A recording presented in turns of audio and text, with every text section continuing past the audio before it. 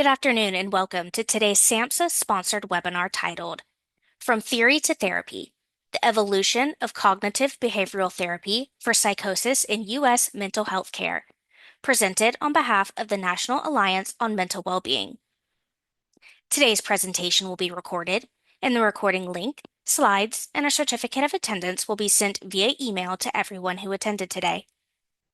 Closed captioning is available and can be viewed by clicking the CC icon at the bottom of your screen or clicking the link in the chat pod to view in a separate window. We also have an ASL interpreter who should be seen spotlit on your screen. During the presentation, please add your questions and comments in the chat box, and questions will be asked out loud to the presenters who answer at the end of the presentation. When the presentation ends, please take a few moments to complete a brief survey that will show in your browser as you exit the platform. Thank you again for joining us, and we will now begin today's presentation. Hi, everyone. Welcome. I'm so heartened to see so many people here for this topic, which is obviously near and dear to my heart. I'll just read the disclaimer before we get started. So this webinar was developed in part from the contract by the Substance Abuse and Mental Health Services Administration, which is part of the U.S. Department of Health and Human Services. The views, policies, and opinions are my own and don't reflect those of SAMHSA or HHS.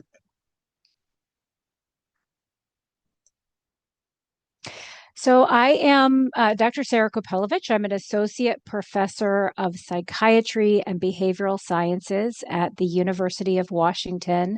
I also hold a professorship in cognitive behavioral therapy for psychosis. So what I'll be talking about today is really the bread and butter of my work.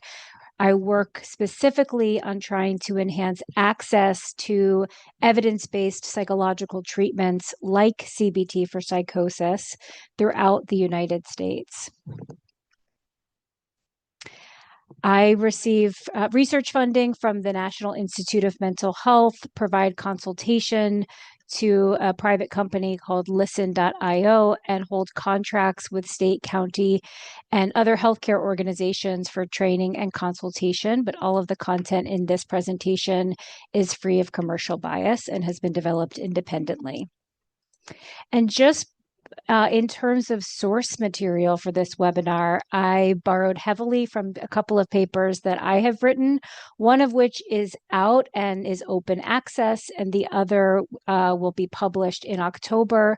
So the first is the namesake of this presentation, From Theory to Therapy, and that will be published by American Psychiatric Association journal in October. And the second is an article that was published in 2024 in Psychological Services that talks about how organizations like the one that I run at the University of Washington can partner with community health organizations, hospital systems, and state governments to better disseminate and implement evidence-based treatments. So I'm leveraging a lot of the work that I've spent the last 10 years doing in partnerships with stakeholders across the mental health ecosystem. So I'm going to talk to you all today about how cognitive behavioral therapy supports recovery from psychosis-related distress and impairment. I'll talk a little bit about the evidence base for CBT for psychosis and try to give a bit of a timeline from theory to therapy, right? Really trying to help understand how we got to where we are today with CBT for psychosis. And then we've left ample time in the Q&A to invite questions where I can expand on those points of discovery. And then I'll also look at two efforts to enhance access to CBT for psychosis for Americans with serious mental illness. So I really think it's important just to zoom in a little bit on an individual person before we zoom out and take this broader perspective. And so I want to talk first about Leo.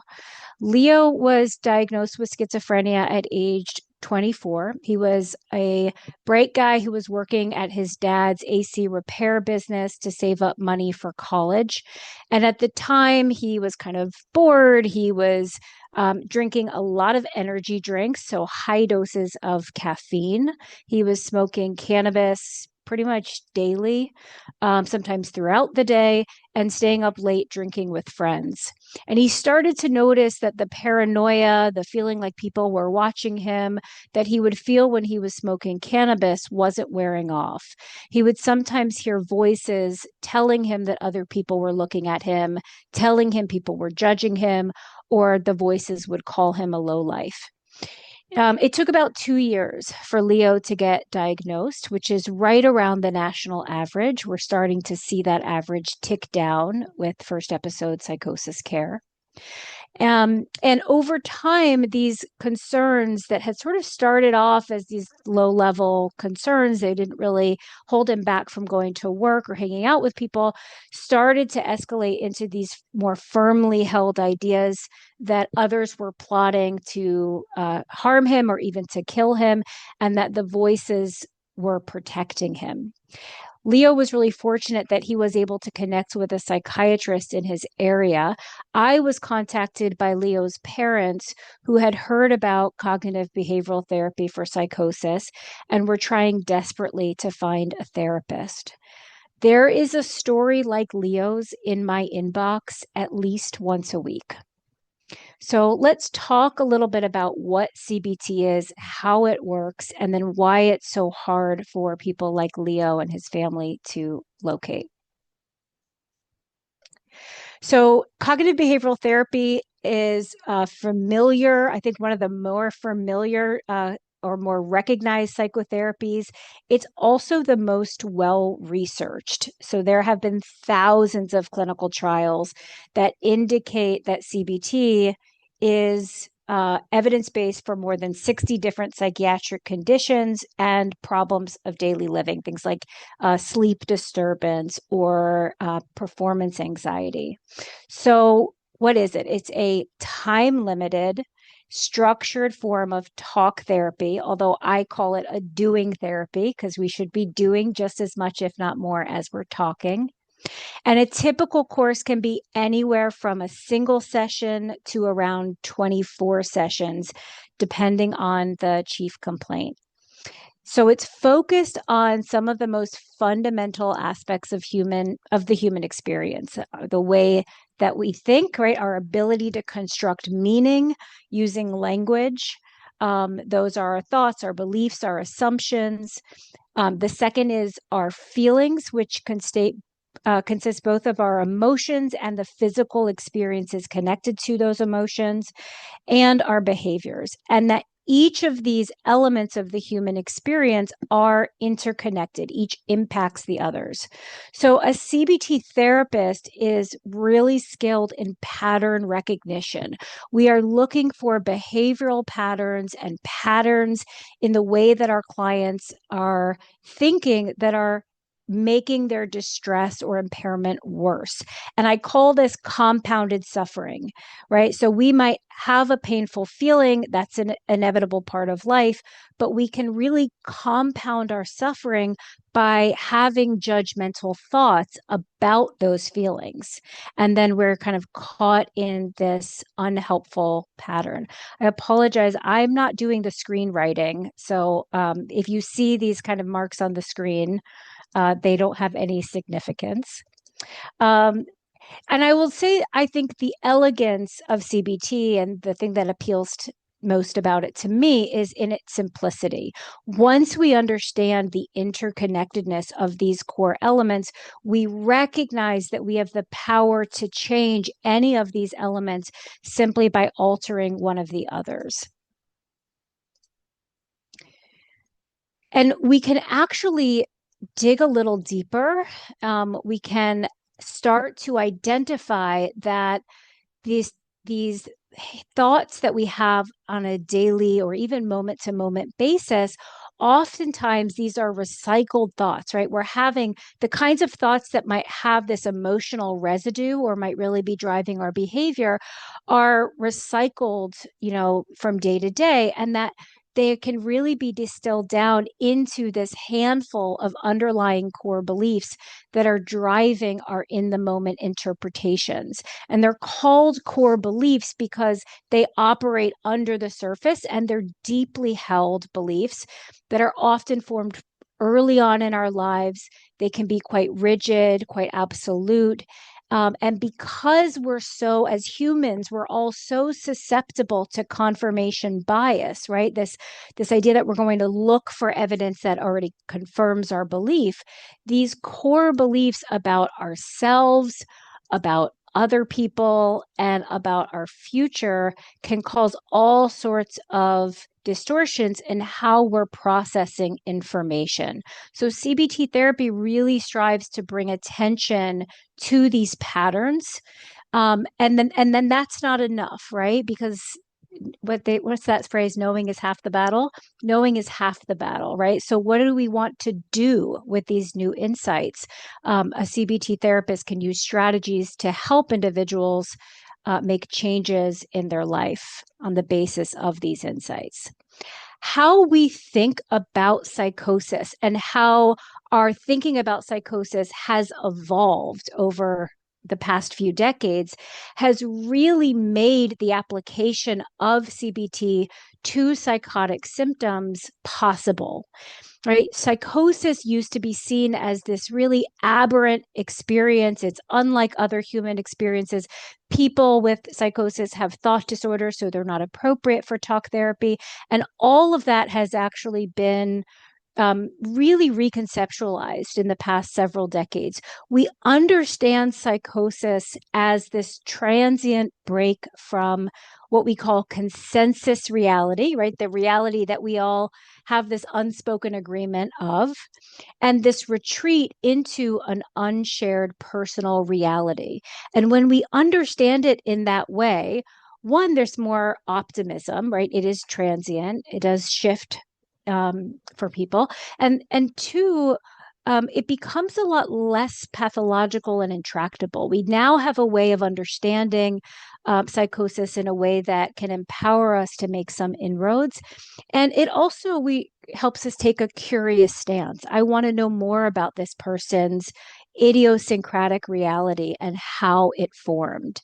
And when we do that, when we take that curious stance and learn from the individual about how these ideas took shape, we can often find the nugget of truth in these really unusual beliefs, right? We can oftentimes see themes of trauma or themes of feeling a lack of control or themes of shame that really help us understand what would otherwise be bizarre, unusual, or ununderstandable beliefs.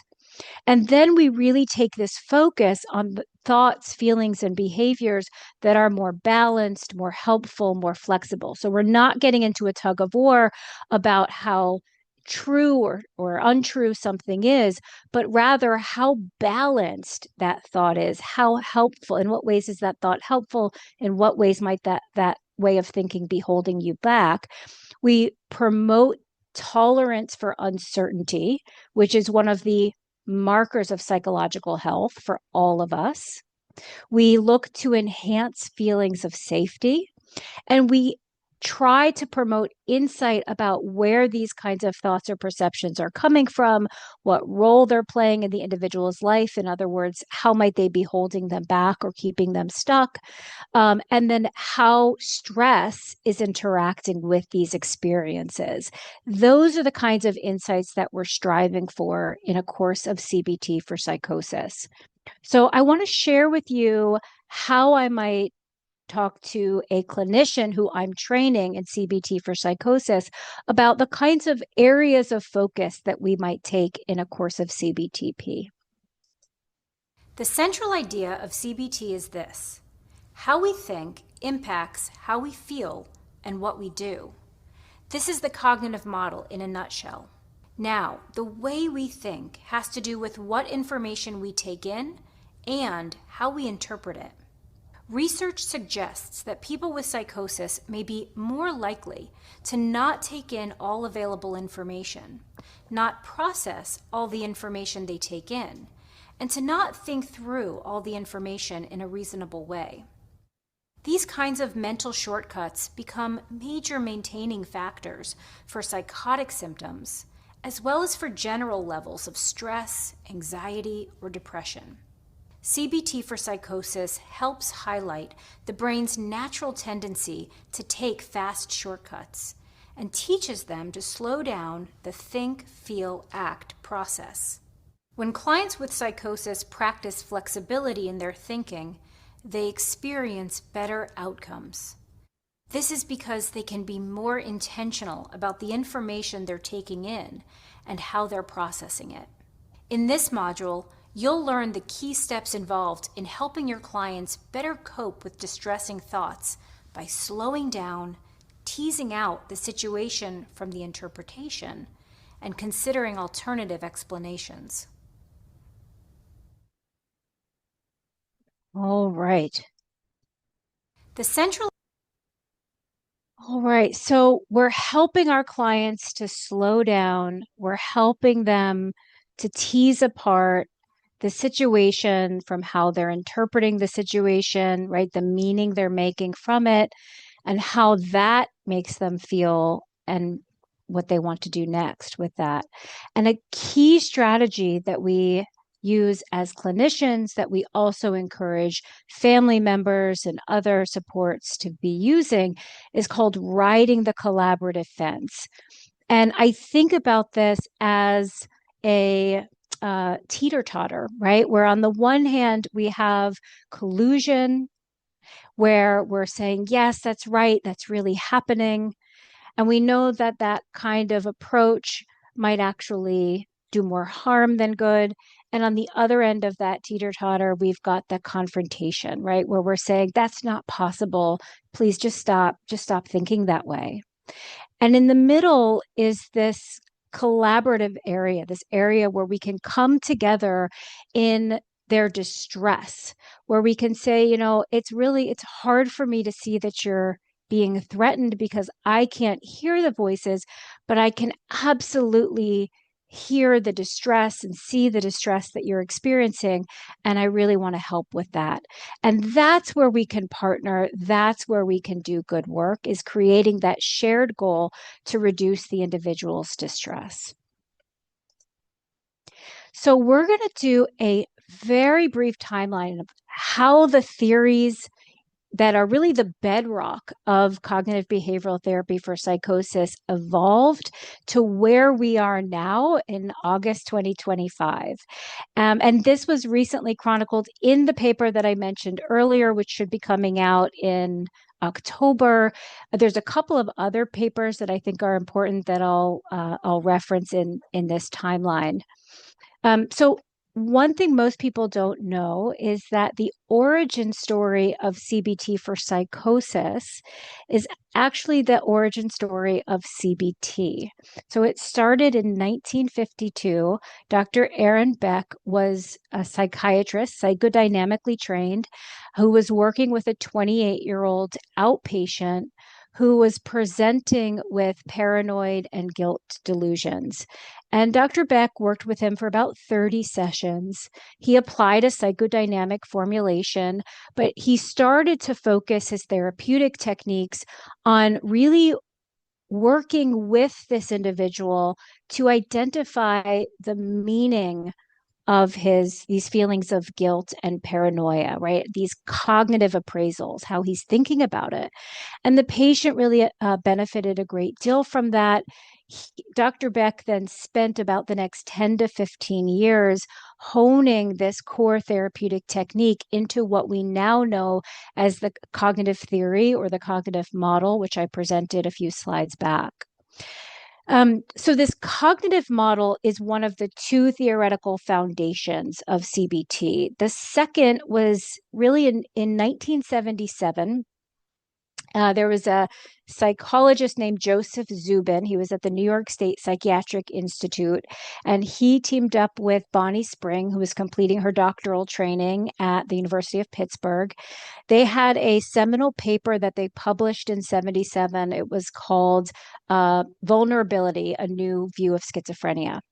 And this paper really reconciled the great debate that was happening at that time around whether mental illness was primarily due to genetics or to environment, right? It was the nature nurture debate. And they advanced this theory that these were working in tandem with each other, and that there was a catalytic event, or there were stressors that were exposing underlying vulnerabilities. And this really laid the groundwork for biopsychosocial models, and just opened the door for cognitive behavioral formulations and cognitive behavioral interventions. Um, in the 1980s in the US, we were really using a lot of structured behavioral interventions, right? Token economies, social skills training, psychoeducational programs. All of these were gaining traction in the 80s. Many of these are still used today, but we in CBT, we're really trying to gather more insights so that we can help the person understand that some of their behavior patterns might be unhelpful or unhealthy, and to adopt some new strategies. And then in the I'd say mid 1990s into the 2000s, in the United Kingdom, there was an explosion of research into applying cognitive behavioral therapy into psychosis. And there's so much to unpack within this time period. This could be its own timeline in and of itself. But these 2 decades were really where we saw the biggest and fastest advance in theory and empiricism in CBT. So there's two wonderful references if you really want to get into the weeds here. The first is by Harper and Townsend in their 2022 paper, where they do a chronological account of CBTP empirical research and where we are and where we're going. And then Peter Feary's paper in 2017 compared and contrasted different CBTP models. But the takeaway here is we had lots of different theoretical models that were being advanced, and each of those theoretical models spawned different approaches within the umbrella of CBT for psychosis. And that umbrella has grown and grown to now include digital interventions, virtual reality interventions, and the like. In the 2000s, in the 2010s, it was well recognized at this point that CBT was effective for psychotic symptoms like hallucinations and delusions, but that there were real systemic challenges to implementing CBTP. And in response to that, there was a grassroots coalition in the United States of clinicians, researchers, advocates, to develop the North America CBT for Psychosis Network that was officially recognized in 2015. It has played an instrumental role in curating training materials, fostering a professional community, serving as an advocacy body, and now we are involved in turning the competency standards that we have developed for CBT for psychosis into CBTP specialty certification. And then just in these last 5 years, we've really seen concerted efforts to translate the evidence that I'm going to share more about in a minute into action. So we have, in 2019, we had this meeting that the Substance Abuse and Mental Health Services Administration held at their headquarters. That included people with lived experience, administrators, CBTP experts, and really asked us all to think about how do we get CBTP into routine care settings. And on the basis of that meeting, I worked with SAMHSA to develop a CBTP implementation guide, which was published in 2021. And also NASHPD, the National Association of State Mental Health Program Directors, turned that into a position statement, which was up on their website and will be again soon. So this was really a watershed moment in the United States. Up until this time, CBT for psychosis had been included in professional treatment guidelines, but there had never been a federal entity that came out with any kind of guidance about administering CBT for psychosis. And actually, I copied the language from this implementation guide because it's so important. And every administrator in every mental health system in the United States should know this quote from this text. CBTP should be implemented within our mental health systems, and CBTP informed care at a minimum should be implemented in primary care, correctional and forensic settings, and educational settings. This is the equivalent of a dicta. This message is clear. Evidence-based therapy isn't optional, it is essential. So my work has really been trying to translate this policy into practice, but that's the first thing that you need to know about policy advances in the US within the last 5 years. I encourage you to go to the SAMHSA's website to download this guide.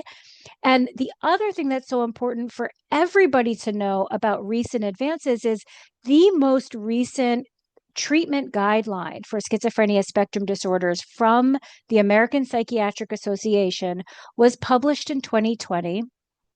It based a lot of its recommendations on a systematic review that I was involved with the Agency for Health Research Quality. And if you look at the family version of these guidelines, there is a quote in there that indicates that psychosocial treatments are an equally important part of care and that medications are a complement to psychosocial interventions. That really turns established doctrine on its head, right? We have really been trained to think about medications as the front line and everything else as tertiary. This is saying we need to front load psychosocial treatments like psychotherapy, psychiatric rehabilitation, social skills training. And in addition to that, we need to explore other biological interventions as well. So I don't take for granted that you should be focused on CBT for psychosis. There's lots of things that administrators and clinicians could go out to learn, could go out to invest their time and money in. So why should we be focused on CBT for psychosis when those same national treatment guidelines that I just referenced call out 7 psychosocial interventions, of which CBTP is one? So let me give you some reasons. First is that CBT for psychosis includes components of other interventions that those guidelines recommend. So CBTP will provide recovery-oriented psychoeducation. It will include some illness self-management strategies. So CBTP is a flexible and adaptive approach to meet the needs of each individual. The second is that CBTP can be incorporated into other kinds of interventions. So, for instance, a prescriber who is working with an individual to explore different medication options will need to understand when they're experiencing medication inconsistency, right? They're not taking their medications or they're not taking them consistently, whether those barriers are practical, the person's just forgetting, or whether they're psychological, the person believes that the medications are poison, and then formulate the appropriate interventions. And CBT gives them the strategies to explore those explanations curiously, to build motivation with the client to work on these together, and then to develop a concrete action plan. The third is very simple, and that is this idea that beliefs mediate recovery. So what do I mean by that? Let's say you have a client who you're treating, you're a prescriber, and you prescribe a medication and it is 100% effective. In other words, the symptoms resolve and the person is in a recovery phase. oftentimes we will see a lot of functional disability remain even when we have symptom recovery. And those can be tied back to these beliefs that the individual has. These might be self-stigmatizing beliefs, right? People like me don't get married and have kids, right? That's not something that's in the cards for me. They may be self-deprecating thoughts, right? I'm just, why bother? I'm just gonna, make a mess of things again. When we normalize these thoughts, when we make them understandable, when we help people to adopt alternative ways of thinking, and increase those valued actions, we can start to change the recovery trajectory, right? We can really start to shift symptom recovery into functional recovery. The next is that CBT is transdiagnostic, right? So what do I mean by that? I mentioned earlier, it's indicated for 60 different mental health disorders, right? It's critical for treating individuals who experience psychosis because we see such high rates of comorbid psychiatric conditions. We see substance use, we see personality disorders, we see trauma, we see chronic pain, and CBT is also indicated for those problems. So we can help the individual to learn these strategies and, let's say, apply them to voice hearing, but then also learn how those same strategies can help them with their chronic pain or can be generalized to help them with their sleep problems. And so that's incredible. No other, to my knowledge, feel free to disagree and we'll hash it out in the discussion. No other medical or psychological intervention has proven itself to be more versatile than CBT, right? And then finally, CBT is the most well-researched psychological treatment for psychosis. So let's talk about that. Let's get into what the evidence base is. We have at this point roughly 60 plus randomized clinical trials, over 20 meta-analyses, and over seven roughly systematic reviews. These are approximate counts as of 2025. And what we see when we look at the literature is that CBT for psychosis has both a statistically significant and a clinically significant effect on positive symptoms like delusions and hallucinations, negative symptoms, although we tend to see a smaller effect on negative symptoms, they're still significant. We tend to see that it can improve functioning. It can reduce the likelihood of hospitalizations, and if hospitalized, the duration of the hospitalization. It has a significant effect on mood and anxiety symptoms. And then this is really significant. We find that we don't have, too many studies that have follow-up periods that go 2, 4, 5 years out. But when we look at follow-up periods between 6 and 18 months, that CBTP, folks who have had a course of CBTP tend to maintain those gains over that follow-up period. And that's unlike other interventions where those gains typically recede after the intervention is stopped. The evidence supports the use of CBT for psychosis for individuals across different stages of psychotic illnesses. From those who are at clinical high risk for a psychotic episode, there is some evidence that suggests that CBTP can minimize the risk of transitioning to a psychotic episode. For individuals who have experienced a first episode of psychosis, and for not just multi-episode psychosis, but we also find that there is an indication for CBTP among people who either decide not to take medications or who do not have a good response to multiple trials of medications. There's various researchers in primarily the United Kingdom, who have been leading this research. One of them is on the webinar today, Dr. Doug Turkington. Dr.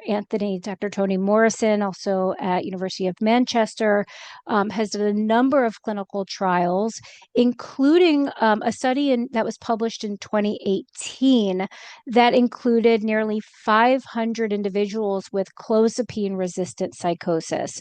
So half of these individuals were randomized to 26 sessions of CBT and half to treatment as usual. They did find greater improvement in the CBT condition, but the effect washed out at follow-up. And they concluded, and I agree with this interpretation, that 26 sessions is probably an inadequate therapy dose for this population. And so they recommend obviously upping that dose. So across these studies and looking at pooled studies, the general consensus is that CBTP can be used and is considered effective for individuals with medication-resistant psychosis, as well as those who choose not to take medication. So let's start turning back to Leo and sort of how we turn this evidence into practice, how we make it accessible. Leo's story, of course, is not unique. I would imagine it resonates with many people who are on this webinar now. Across the United States, we have 100,000 people each year who are diagnosed with a psychotic disorder. That's about 274 people every day. And it will take the average American between 1 to 2 years to connect to treatment, if they connect at all. Roughly 30% of Americans with a serious mental illness will not receive psychiatric care. That's according to the most recent National Survey on Drug Use and Health that was just published. Of those who do, based on a point prevalence estimate I conducted in 2021, fewer than 1% will receive even a single session of CBTP. So what this means is that many American families are never even told that CBT for psychosis is an option, like Leo was. Fewer still can access it, and that is despite the guidance that I spoke about earlier from the most respected governmental and non-governmental mental health organizations. So Leo did end up connecting with a CBTP therapist who helped him manage his anxiety well enough that he was able to start to re-engage in the things that he enjoyed.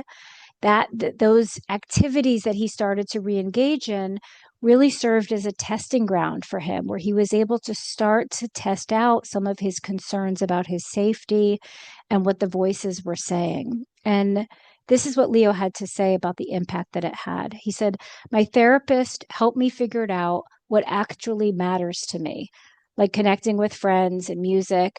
And we built small steps toward doing those things again, even when the anxiety was loud.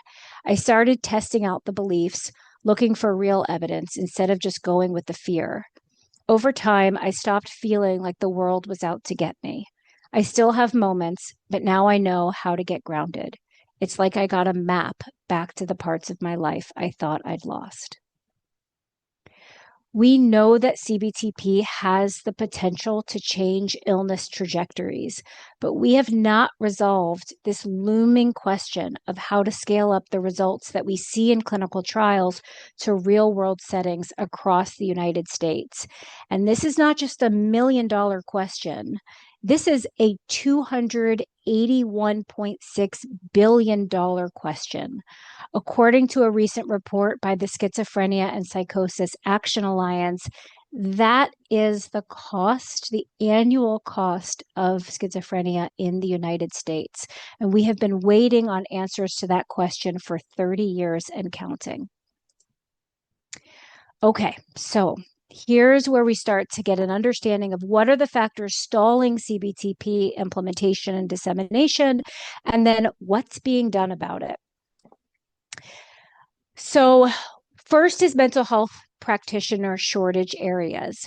More than half of the United States is in a designated mental health provider shortage area. That means that they are without a licensed social worker, psychiatrist, or psychologist. So these shortages are more prominent, of course, in rural and economically stressed cities, but we see them in every state across the country.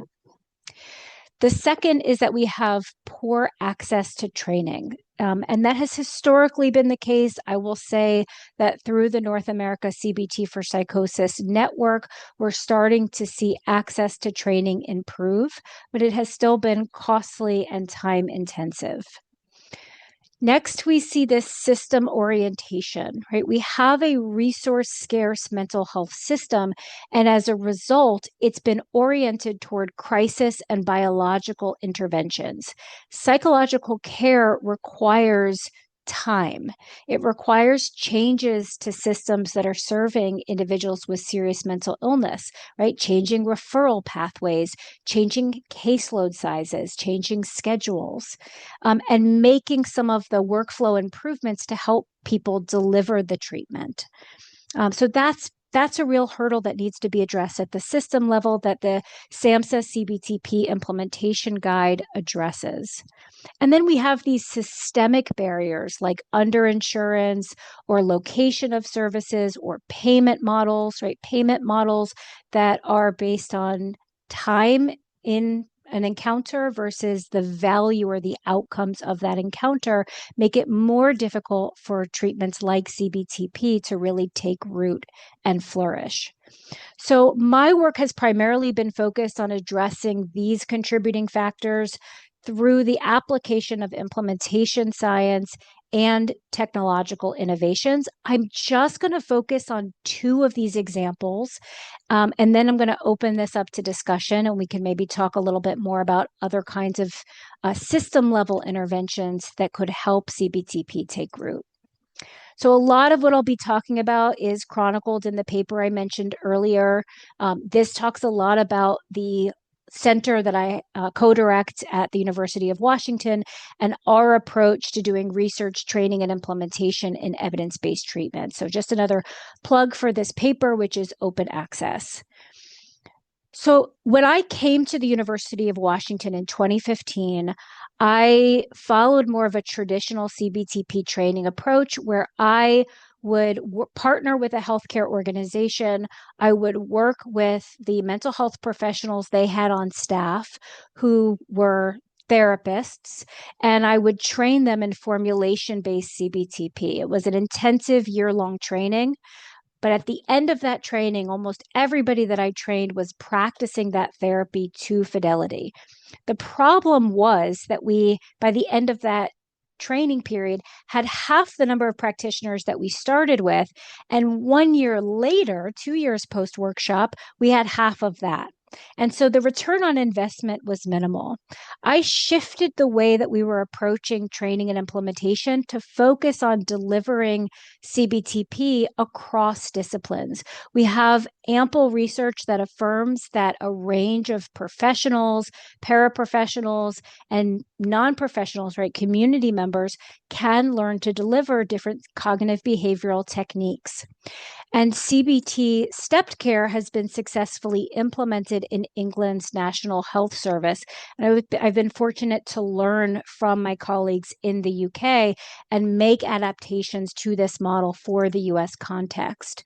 This resulted in CBTP stepped care, as outlined in the papers that are referenced here, where we've really decided that we can work across the whole mental health ecosystem to train everybody to the height of their scope of practice. So we want everybody, whether they have a formal role in a clinical setting or whether they're the family or caregiver of supporting an individual who experiences psychosis, to learn about psychosis from a cognitive behavioral perspective, to learn different kinds of high yield skills that folks with psychosis can see some relief from. And then we can start to train more specialty versions of CBTP within the system. So we can train therapists and non-therapists in low-intensity CBTP. We can introduce group-administered CBT for psychosis, which requires at least one licensed master's or doctoral level provider. And then we can also train our licensed and master's and doctoral level provider in that formulation-based CBTP. Since we know that that's such a limited resource, we can use the stepped care model to make sure that we are delivering the appropriate version of CBTP that matches the individual's needs based on symptom severity, complexity, and also readiness, right? What's their readiness to engage in a psychological treatment? And so this is what it could look like when we actually translate this stepped care model into a multidisciplinary treatment team, right? Our case manager can be applying low intensity CBT or CBT informed case management. Our therapists on the team could be doing formulation based CBTP, and they may even decide to introduce digital augmentation, right? They can actually use apps that are evidence-based and use cognitive behavioral skills to help facilitate skill rehearsal in the community in real time. Our prescribers, our vocational specialists, our peer specialists can be reinforcing these high-yield cognitive behavioral techniques, and then we can train family members in those foundational CBTP competencies as well. And I just want to give you a little snapshot of the impact on families when you provide not just psychoeducation, which is powerful in and of itself, but psychoeducation plus skills training to help them be a better support person for their loved one.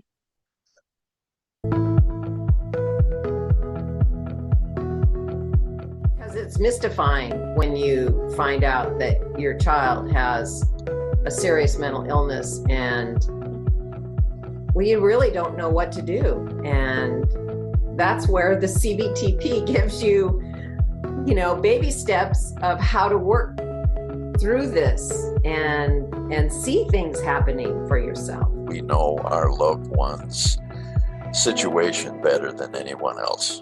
And we're in a position to have enough confidence in what we've learned in order to be able to apply some of these things and just give them a try.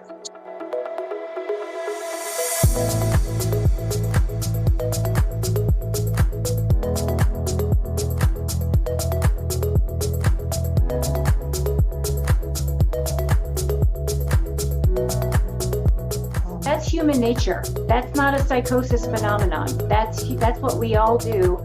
When somebody discounts or refutes our experience or our political views or our religious beliefs, we dig our heels in. And actually, Amy, what was so important in your response, it was really quick, so people might have missed it, but she actually said, I think you might have paid him to do experiments on me. So it's very easy to transition if we're denying our loved one's reality, for them to think, well, maybe they're in on it, right? Maybe that's why nobody's telling you the truth. It gives you a stronger stance to take on various challenges. And you're learning from the instructors in the class, you're learning from the other participants in the class. Mm-hmm. And so, we feel we're pretty well trained in dealing with individuals that may have behavioral health issues. Sobbing on the phone with my husband because it was the first time anybody in this journey has said there's a chance of recovery. This is our life. To see this group from the UW actually devoting and intending to improve the lives of the individuals and the families with this illness, and then to see a group of other families who are equally appreciative of the academic research, the evidence-based research, and the in-person compassion is like getting one great big group hug to know someone cares about our loved ones in a concrete way that could possibly make a difference in their lives. It's this one big group hug. Still get goosebumps when I watch that video. It's been such a powerful intervention. So here's what we found. I want to present some of the research on the stepped care model when we train this expanded number of practitioners. First, just focus on the right-hand side of the screen. When we asked practitioners who had been trained in different versions of CBTP, we found no differences in how they were trained between the groups in terms of the acceptability of the intervention, the feasibility of delivering the intervention, or the appropriateness for their clients. We found very, very high ratings across all three of those, acceptability, feasibility, and appropriateness. This was really exciting, what we found on the left-hand side. So the first is reach. We found that we were able to train 3 times the number of providers when we moved to that stepped care model, and that in turn led to a more than 3-fold increase in the number of clients that they were able to treat. That's a return on investment. That is an exponential increase in the reach of this training model. The next outcome that we looked at was fidelity, right? Are our practitioners who were training able to be adherent to the treatment model? Are they delivering the treatment competently? And 80% of our trainees were able to attain competence by that 12-month mark. And then the next implementation outcome that we looked at was sustainment, right? We really, really want to ensure that we are introducing something that is sustainable for the healthcare organization. At that 12-month follow-up mark, all 4 of the CBTP agencies that had been trained in stepped care continued to offer all 3 levels of CBTP at their agencies, and 81% of all the folks we had trained were still delivering CBT for psychosis. Those are beautiful outcomes.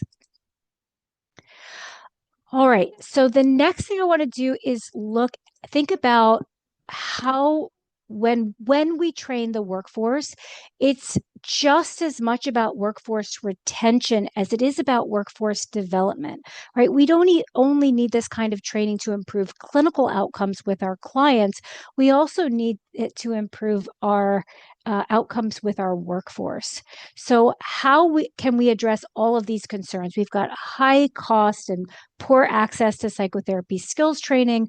We need to provide opportunities for folks to learn the intervention.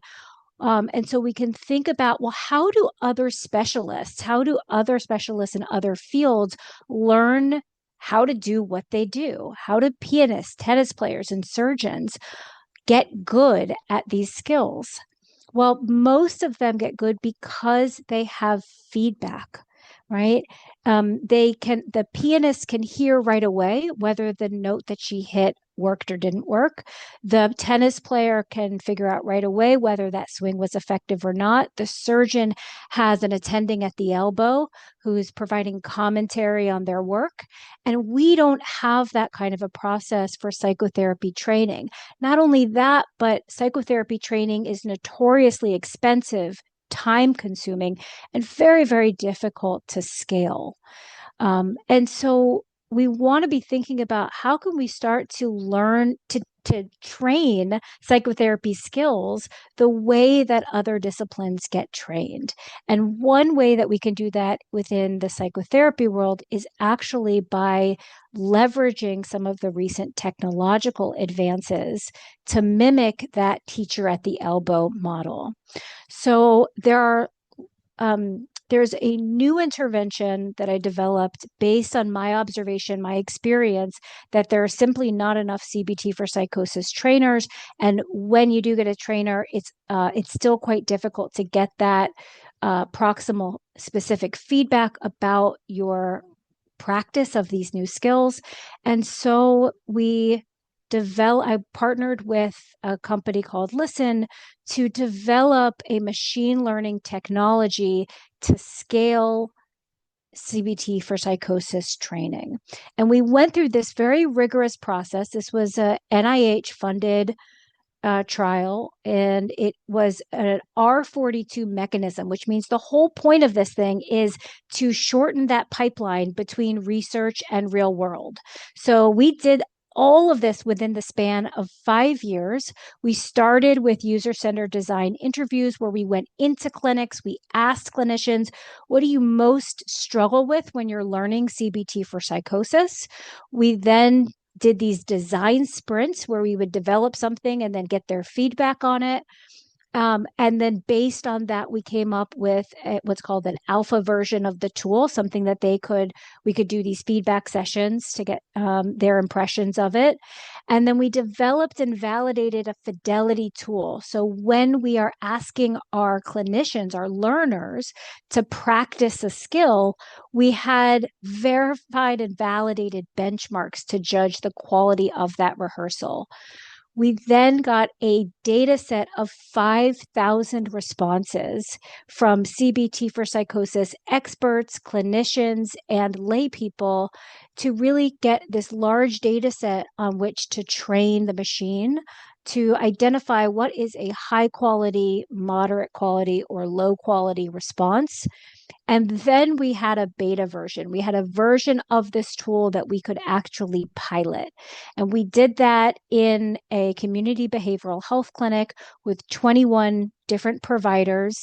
And we followed that up with a randomized control trial with 100 providers and 300 clients, where we could look both at learner outcomes and at clinical outcomes. So this is an example of responsibly developed AI. This is not generative all-purpose AI.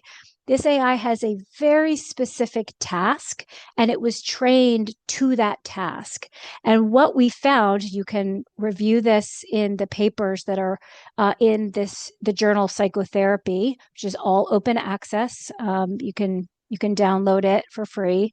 What we found is a very, very high level of reliability in the machine rating scores compared to the human rating scores. So we can have confidence that even though the score and the feedback you'll be getting from the AI won't be as specific as what you would get from me in real life, that it's going to be the same kind of feedback that I would provide. So I'm going to conclude the talk with just a couple of minute demonstrations so you can get a look and feel for this kind of a tool. There are lots of other tools like this that are developing for motivational interviewing, for dialectical behavior therapy, or even for more discrete psychotherapeutic techniques like empathy, like complex reflections, right? So we can really think about these new automated tools as an opportunity to work with human trainers to get more practice and more feedback. All right, so let's just take a listen. And I do want to note this was also developed in partnership with international experts in CBT for psychosis, including Doug Turkington, who was named as a consultant on this grant, and Kate Hardy at Stanford. So when a learner comes into the field, you can see the learner on the left-hand side. They can choose if they want to go into the waiting room to meet their clients, to practice some of the fundamentals of CBT first, or just to download a handout that they could use with a client. This learner is going to go into one of the skill modules where they're going to learn one of the core elements of CBTP. So in this case, they're going to choose wellness planning or stay the course. Studies show that CBT can have lasting benefits for clients with psychosis and can reduce the risk of relapse and rehospitalization even after the treatment has ended. How does CBT accomplish this feat? By using the last stage of treatment to prepare our clients to stay the course. In other words, to pursue their wellness regardless of obstacles or setbacks. There are 3 things you'll want to explore when setting up a wellness plan with your client: triggers, early warning signs, and a relapse signature. So we developed those videos for TikTok attention spans. They're no longer than a minute and a half. Then the learner can guide themselves through the didactic content of the course, and they can go as deep or superficial in this content as they'd like. And then we immediately want them to put that learning into practice. So here he's just reading the instructions. His task is to talk about wellness planning with his client, to give a rationale for developing a wellness plan. Here's his prompt. I guess I just worry about everything just falling apart again. I was in and out of the hospital over a dozen times, and the last time was the worst. I lost years in that state hospital, and it was awful. It just made me feel like everything that the voices said about me were true. I feel better than I have in years. The voices are still there, but I feel more in control, and I don't have to listen to everything that they say. But what if I come undone again? I just don't want to lose control, and I don't want to lose everything that I've gained. And it's scary to think about that. And it makes me feel like maybe I should settle for less. We've set this up like they're in a Zoom session. He's going to respond now to his client. Angel, I think that's an incredibly valid concern, especially given your journey, the journey that we've taken together so far with this. I think what's important to remember is, first, that progress is not linear, and two, you've done some incredible work and incredible progress in these sessions we've had together. When those moments of uncertainty arise in the future, or if there's ever moments of doubt, remember what we've talked about and the skills that we've developed together, and know that I'm always here to help if you need it. So just a note here, remember that in CBT, one of the things that sets CBT apart from comparator interventions is those lasting gains that I spoke about earlier. So ask yourself as you reflect on that response, is this practitioner setting this client up for those lasting gains? So as you ask yourself that question, as you reflect on that, let's see how the AI is judging that rehearsal.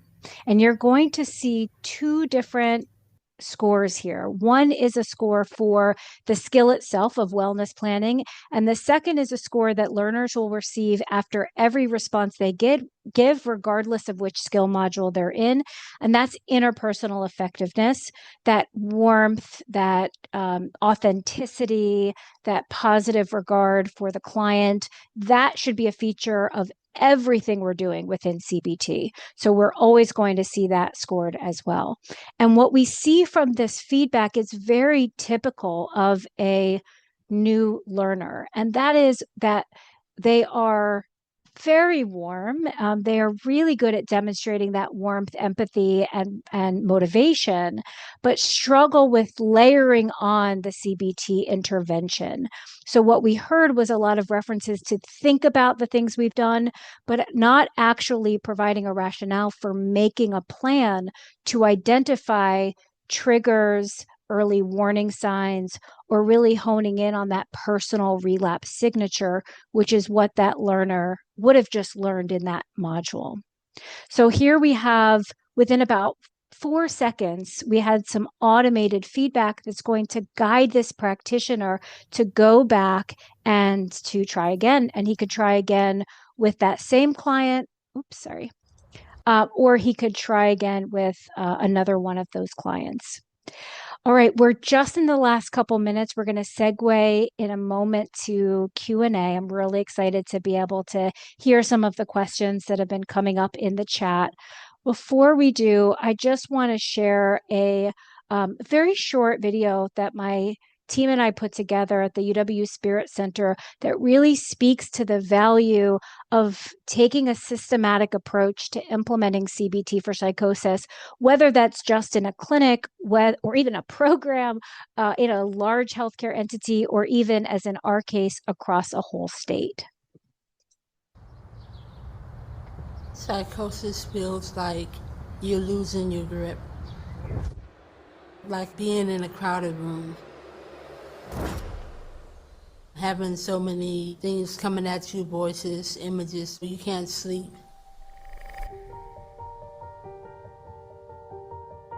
I was homeless for about 3 years. I just felt like I couldn't do anything right. Not knowing how to do stuff that I used to know how to do. Going shopping, walking down the street. I felt like everyone was talking about me everywhere I went. Even going to check the mail was scary. Psychosis is when an individual retreats into their own perceptions, their own thoughts, their own understanding of what's happening. Some people see things that other people can't see. Some people will have really worried thoughts or feel like people are coming after them specifically. Cognitive behavioral therapy can help them to start to break out of their cocoon.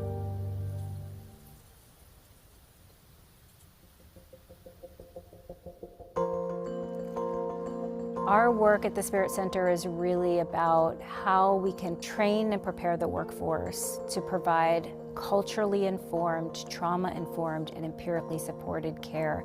Our mental health system is doing the best it can with the limited funds that it has, but we need to do better. How do we help? How do we solve this problem? Traditionally, our medications have been on the front line, but our medications are not enough. Psychotherapy helps people learn about themselves, about what helps and what makes symptoms worse. They had mentioned to me 2 times about taking CBTP, and at first I thought, I don't want to take anything like that. I don't want to be in group. But this seems to be more tailor fit for me. My therapist made me feel understood. They just asked me things that no one has really asked me about my voices. I didn't even know that I wasn't being honest with myself about my voices. It was eye-opening, and I don't think I would have been able to do that without the therapy.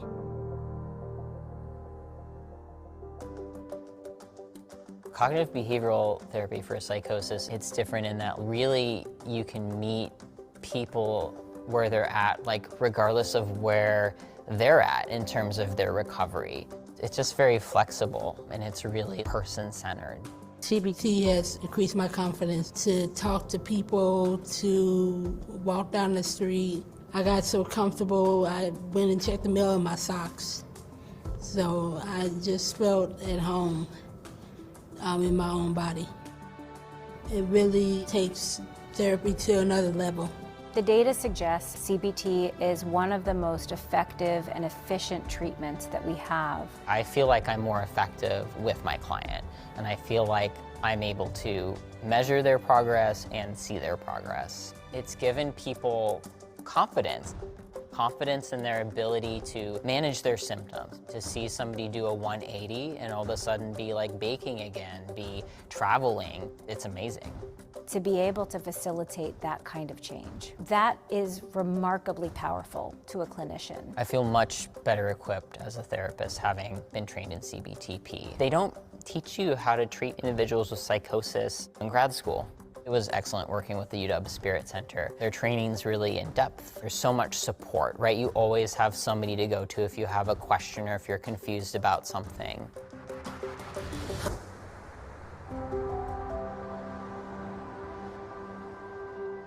The mission of the Washington State Healthcare Authority is to provide access to health care for folks in the state of Washington. The state has partnered with us since 2015 to train the workforce in cognitive behavioral therapy for psychosis. When we train clinicians, we ask them the question, do you have a clear sense of how to work with people with psychosis?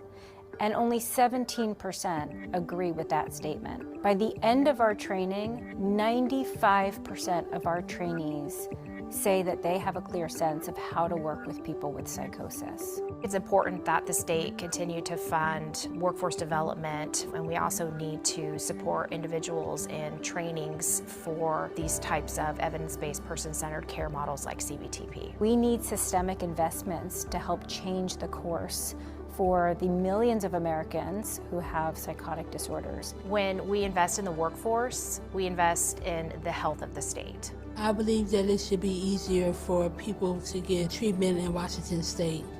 We live with hearing voices, and it's scary. And I just want them to know that they're not alone. If you don't want to live like that, you don't have to. CBT has increased my confidence 100-fold. It's helped me in my life just being.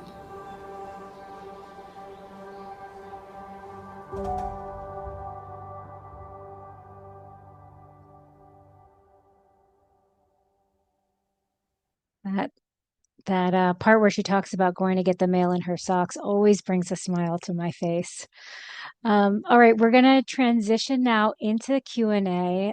So a couple things I just want to call attention to. If you are a family member, caregiver, loved one of an individual who's experiencing psychosis, we have been able to offer the Psychosis Reach CBTP training for families for free through philanthropy.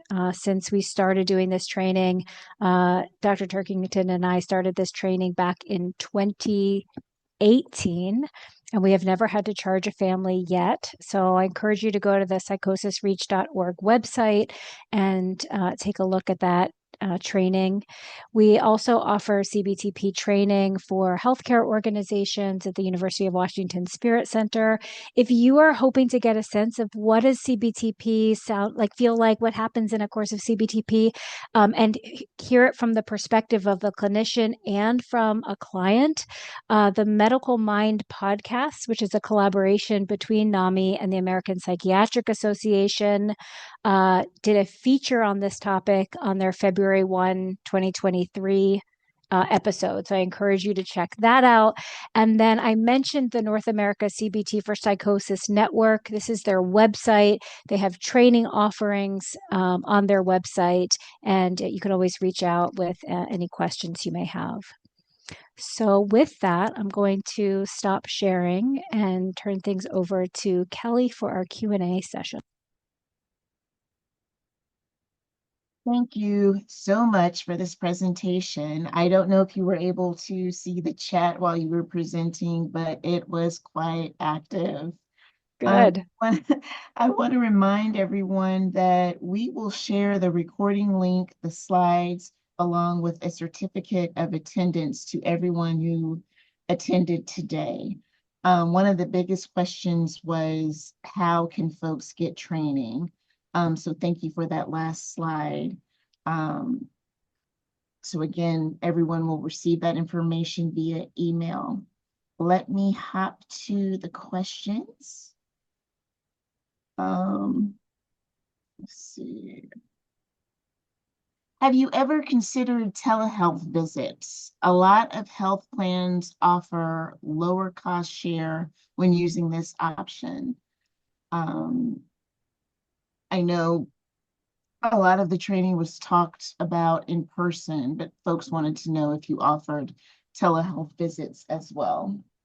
Yeah, so interestingly enough, not only is CBTP appropriate for telehealth in many cases, but actually, Dr. Turkington and I co-authored a paper together on how you would adapt CBTP for telehealth. And we wrote it at what was probably the height of the COVID pandemic. So that was really our frame of mind at the time, but many of the things that we were talking about in that article would apply. And I'd be happy to send the reference for that paper to you all so that you can disseminate it with the other materials. I think what's important when you're considering telehealth is you really have to make the decision for telehealth on a case-by-case basis, right? Telehealth is not a one-size-fits-all. So I have had clients that do not leave the house, right? They may even qualify for a diagnosis of agoraphobia in addition to their diagnosis of a primary psychotic disorder. I really want to work with that individual to get them out of the house to attend therapy appointments because that may be the one time each week that they're getting out of the house. And so what I might say is, I'd be willing to do an intake appointment via telehealth where we can just decide whether we're the right fit for each other, whether this is the right time in your life to commit to therapy, what kind of therapy I offer that I think would be most helpful to you, and then what would be entailed in that therapy. So I can really do that CBT informed consent with them so that they can make a commitment to in-person CBT or hybrid CBTP. I think the other thing that can be a barrier to telehealth for this population is if there are specific concerns related to technology, they may just not feel safe enough using that modality, right? So I don't want my client to be so anxious about the government potentially recording and monitoring our session that they either don't come or they're just not fully able to be present during that appointment. And then the third consideration that I would have for telehealth is, can the person present for a telehealth session where we can do work together? Because we work, right? We have fun in CBT, but we also work hard. And so I've had clients where they're so tired, whether from the medications or from negative symptoms or staying up all night, that they are taking the telehealth session from the bed while lying down. Their eyelids are heavy, right? I need that client to be with me. I need us to go take a walk around the block, splash water on their face, do the strategies that I can do to help promote the kinds of energy and resources that they need to be in learning mode and in doing mode and not in sleep mode. So those are some of the considerations, but otherwise there is no contraindication for CBTP telehealth. Thank you. Is there a list or a registry of practitioners trained in CBT for psychosis? And is that list available for each state or region? Do you have That is a fabulous question. And that is one of my main objectives. I'm currently serving my term as president of the North America CBT for Psychosis Network. That's one of my main strategic objectives for my term, is to get this directory online.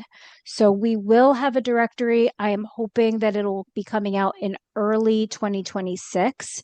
It will include the United States and Canada. Eventually, we'd also like it to include Mexico. You will be able to search by region. You'll be able to search by payer. And then eventually, you'll also be able to search by CBTP specialty certification. So I mentioned earlier that the NACBTP network is also working on specialty certification.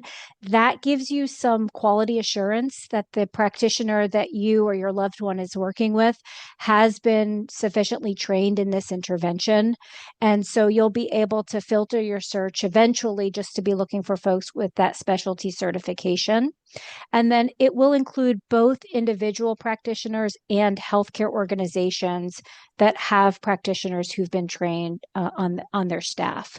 So it's not available now, but it will be hopefully within the next year. Great. Who is the ideal patient for CBTP? Oh, that's a tough question for me, because I actually find in practice that when I'm working with clinicians or when I'm working with healthcare organizations, they do more gatekeeping than is necessary for CBTP.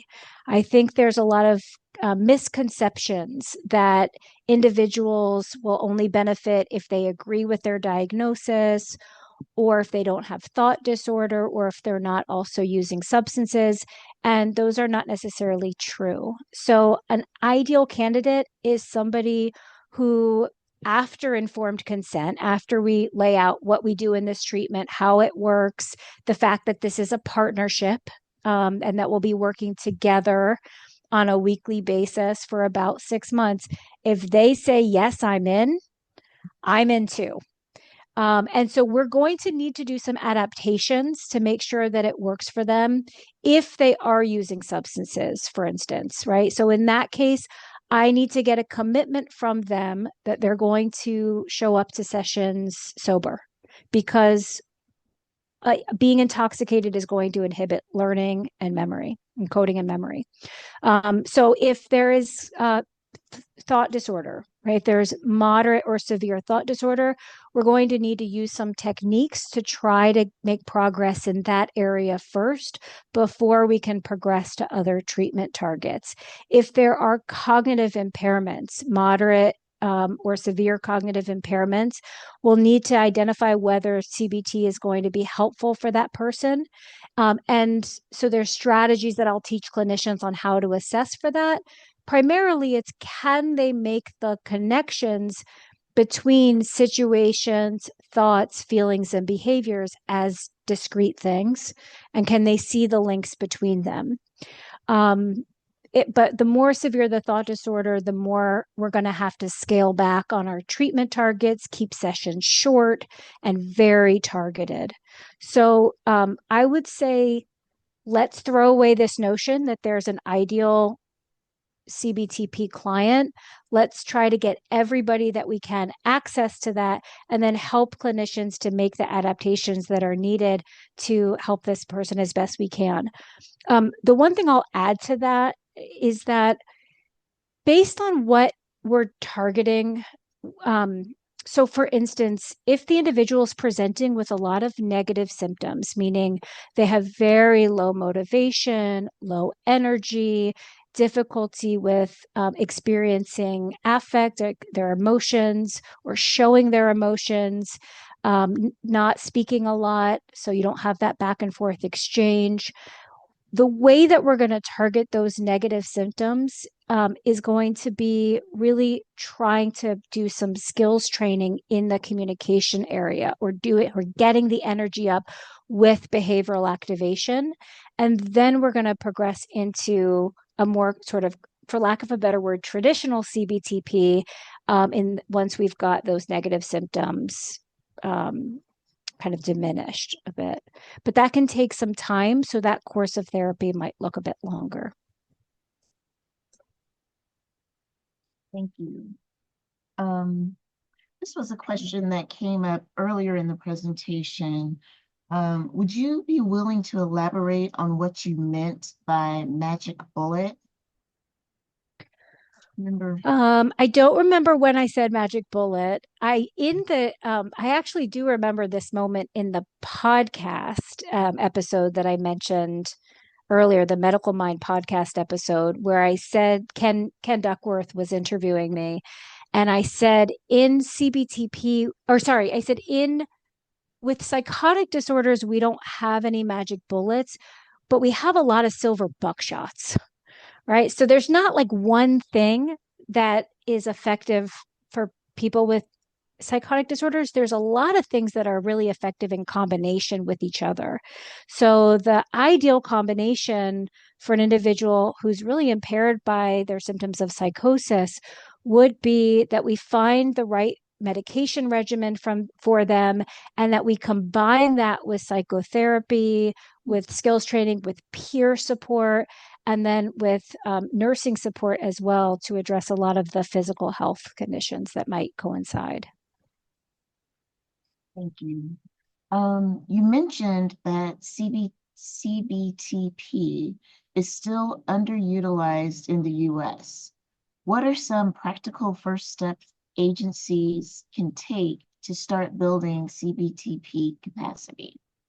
Yeah, I think that's a really important question.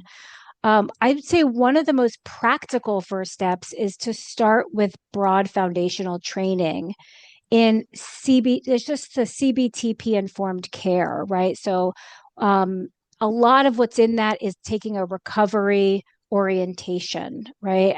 It's learning, how do we sit in a room with somebody who's experiencing psychosis? How do we communicate effectively with somebody who's experiencing psychosis? So that we're equipping case managers, peer specialists, psychiatric technicians, everybody within that ecosystem with those basic strategies for engagement for normalization, right? We can kind of demedicalize or depathologize some of these experiences. And we actually find that when we do that, when we talk about the fact that a lot of people also have these kinds of experiences, that it's incredibly helpful in and of itself. And then also we can teach these practitioners across the workforce different kinds of high yield coping techniques. And then the agencies can select a smaller group of clinicians to pursue more intensive training in individual or group CBTP. And I'd say the other key here for organizations is to start small and focused. Many agencies have started to introduce CBTP on their first episode psychosis teams. And so then you've got 1 or 2 practitioners who are trained. They can then act as supports for other practitioners in the agencies that can get trained up. And it helps also to get leadership buy-in for a broader implementation. So really partner with training organizations or state agencies that can use their resources to help bring this training to your organization. And again, a lot of this is laid out in that SAMHSA CBTP implementation guide and the NASHBID position statement. So I'd really encourage those resources for folks who are looking to bring CBTP to your healthcare organization or your state. Time for maybe 1 or 2 more questions. From a family or community perspective, how can people advocate for broader access to CBTP services in their local mental health systems?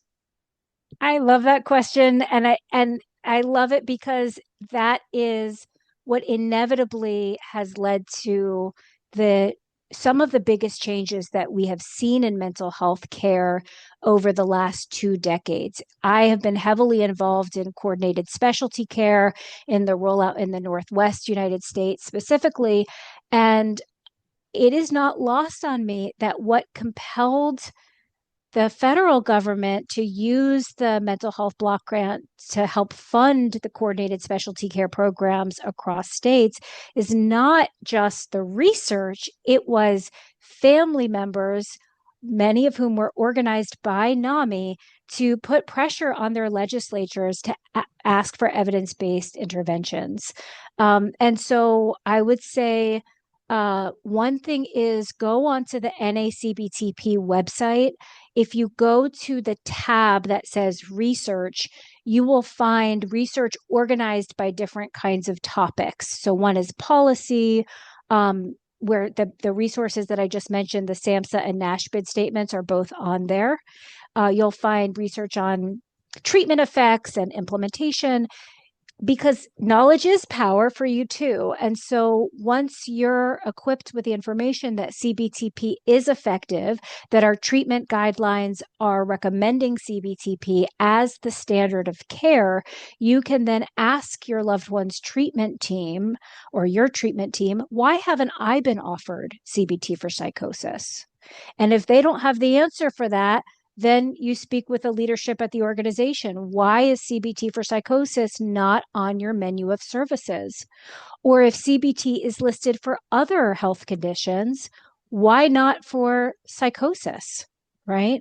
And so I always say, when you're doing advocacy work, do what's within your capacity. I have some family members and clinicians who only have capacity to advocate for one individual.